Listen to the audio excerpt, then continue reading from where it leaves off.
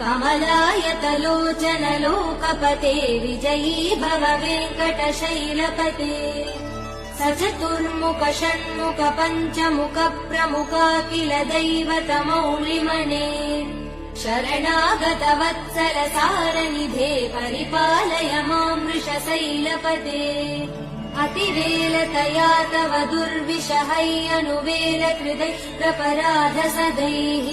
हरितं त्वरितं वृषशैलपते परया कृपया परिपाहि हरे अधिवेङ्कटशैलमुदारमते जनताभिमतादिकदानरतात् परदेवदया गदितान् निगमै कमलादयितान् परं कलये कलवेणुरवा वसगोपवधू शतकोटिवृतात् स्मरकोटिसमात् प्रतिवल्लविकाभिमदात् सुखदात् वसुदेव